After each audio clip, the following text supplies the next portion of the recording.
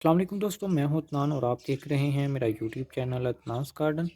दोस्तों, आज की इस वीडियो में मैं आपके साथ विंटर के बहुत ही खूबसूरत फ्लावरिंग प्लांट जेरेनियम की कुछ इन्फॉर्मेशन शेयर करने जा रहा हूं, जिसमें मेरे पास ये दो वैरायटीज़ हैं। तीसरी जो वैरायटीज़ मैंने पिछले सीज़न में परचेज़ की थी, वो अनफॉर्चुनेटली मानसून सीज़न में मेरे से ख़राब होगी, क्योंकि ये एक ऐसा प्लांट होता है जो कि सारा साल चलता रहता है, लेकिन इसकी मानसून में आपने काफ़ी केयर करनी पड़ती है। मानसून में जो है इनकी रूट्स में जो है वो वाटर स्टोर होने की वजह से और सॉइल में ज़्यादा मॉइस्चर होने की वजह से जो है वो गलना शुरू कर देते हैं। वही मेरे साथ हुआ। ये 2 प्लांट्स 3 मैंने बचा लिए हैं, लेकिन वो जो था वाइट कलर की वैरायटी थी, वो मुझसे नहीं बच पाया।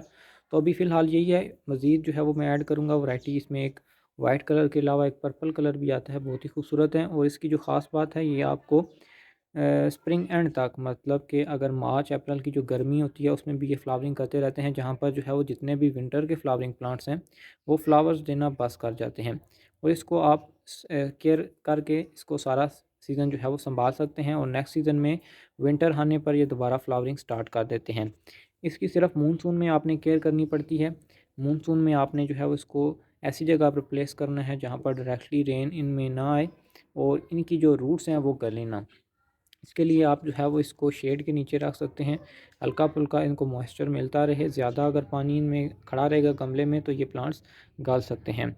बहुत ही खूबसूरत प्लांट है और इसको जो है वो बहुत ही ज़्यादा फ्लावरिंग, अभी आप ये देख सकते हैं मेरे जो इस एक पॉट में प्लांट लगा हुआ है, इसमें 8 से 10 जो है वो बने हुए हैं पॉट्स, जिन पर जो है वो फ्लावर खिलेंगे, और एक ही जो है वो टहनी पर दर्जनों जो है वो फ्लावर्स खिलते हैं। इसको भी आप अभी अभी भी आपके पास टाइम है, अभी आप इसको अपने गार्डन में ऐड कर सकते हैं। अभी अगर आपके एरियाज़ में ज़्यादा फ्रोस्ट पड़ रही है, ठंड है, तो आप इसको कवर कर कर रख सकते हैं ग्रीन नेट से या फिर पॉलीथीन से, या अंडर शेड आप इसको प्लेस कर सकते हैं, जिससे ये आपके प्लांट सर्वाइव करते रहेंगे। वैसे ये हार्डी प्लांट है, विंटर में ये सर्वाइव आसानी से कर जाते हैं।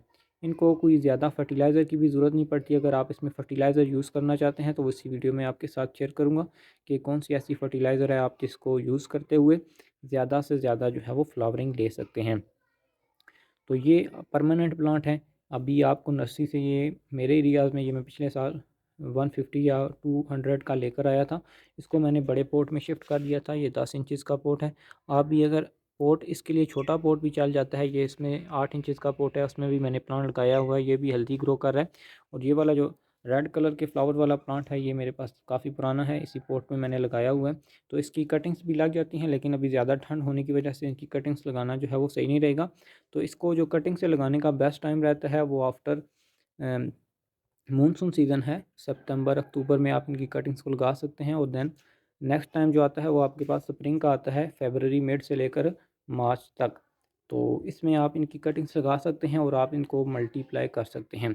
तो अभी चलते हैं फर्टिलाइज़र की तरफ। फर्टिलाइज़र कौन सी यूज़ करनी है? इसमें जो मैं फ़र्टिलाइज़र यूज़ कर रहा हूँ वो NPK 20-20 है, मतलब कि नाइट्रोजन, फास्फोरस और पोटाशियम जो है वो इक्वल अमाउंट में है। 20% नाइट्रोजन है जो कि हमारे प्लांट को हरा भरा रखेगी, फास्फोरस है जो कि हमारे प्लांट की रूट्स की ग्रोथ के लिए काफ़ी ज़रूरी है, और पोटाशियम है जो कि प्लांट्स पर फ्लावर को ज़्यादा से ज़्यादा खिलाएगी।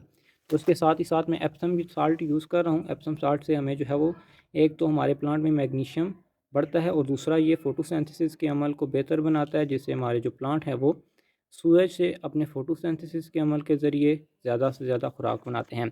इसको 2 मेथड्स के आप ज़रिए दे सकते हैं, जिसमें एक है आप इस पर स्प्रे कर सकते हैं, जिस तरह ये मैंने 1.5 लीटर वाली बोतल ली है।